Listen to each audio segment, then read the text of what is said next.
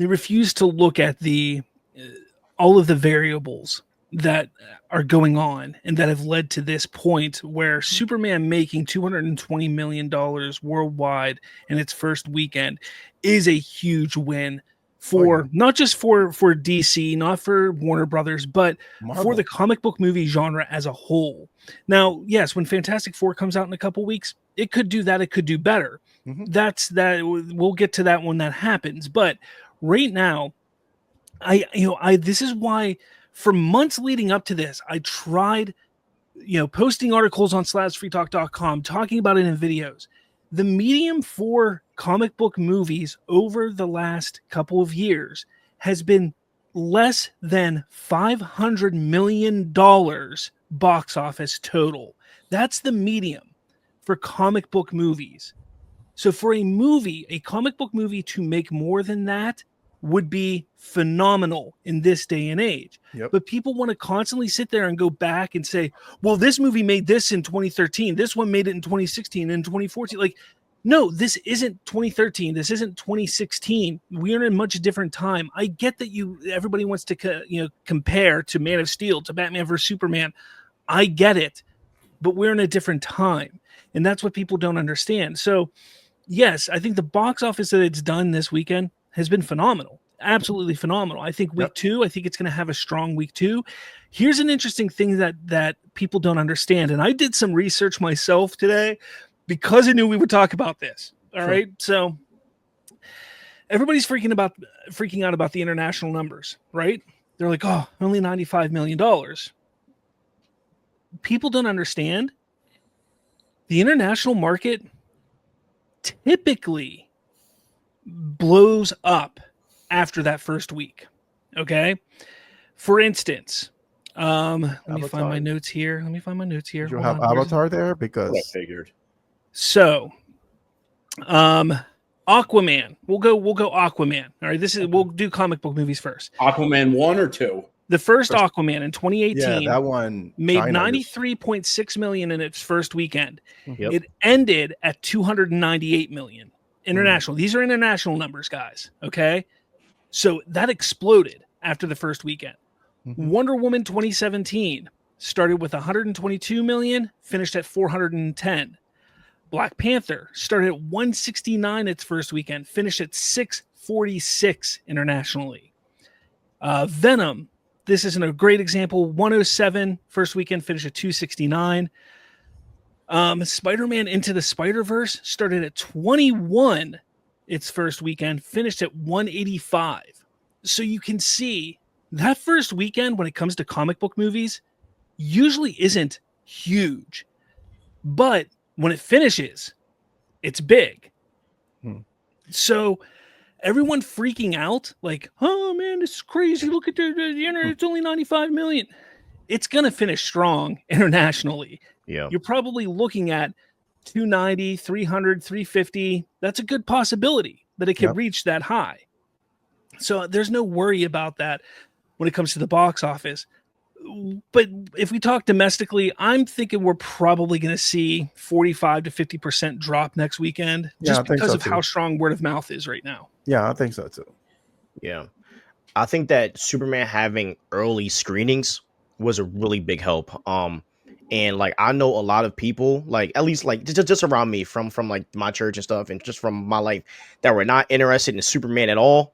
And from them seeing just the slew of just ads, and people's reviews, it helped them go. Now, I don't know if did they include the early the Thursday screenings? Yeah, Amazon Prime. Yeah, that's all baked into the weekend box office. And I also think that's going to be a new trend. I think a lot of movies are going to start doing that now. They did the same thing with with Man of Steel. If I saw a video today, which I didn't know until I saw a video today by Scott, which he actually broke down this whole box office thing, because I had questions, because I don't like, to me, I really don't care. It's just whenever people have some bad faith argument, I'm like, what are you doing? What's the purpose? Why are we doing this dick measuring thing? Like, what is the end goal? To me, it doesn't make any right. Any they difference. want you to make sure you believe what they believe. It's like ridiculous. Yeah, exactly. So, I honestly, like, seriously, I want to know, what is the end game? Why are you saying, well, this made more? Like, who gives? Can I cuss here? Yeah. Oh, who gives a shit? Like, who gives a fuck? Like, we are in a different time. Yes, I guess you feel hurt that movie didn't work out that way, but I don't know what's the purpose of this doing this big measuring.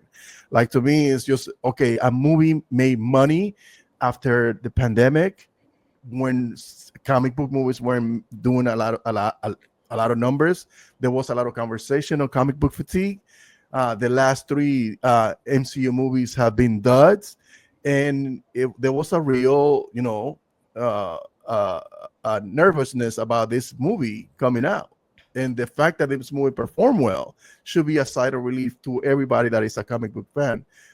Like, we all should be like, oh, thank God, we're gonna get more CBMs. You know what I mean? 100%. But instead, we get into this, like, inconsequential arguments about, well, my movie made more fucking money. It's like, who gives a shit, bro? There was more people going. Anyway, so yeah. So, James Gunn, and we're going to get into Zaslav's statement in a bit, but Sure. They basically both said in their own way, like, this movie is not going to be the be all end all. And for a while, we were worried because Warner Brothers is not doing well. And, and then Minecraft came out and was doing well. But it seems that they really understand that they are trying to build something. And in order to build something, they have to put a little bit of faith and patience into it, and can't just expect first movie $1 billion overnight. Like, it's not that simple. It's not that easy, especially in 2025.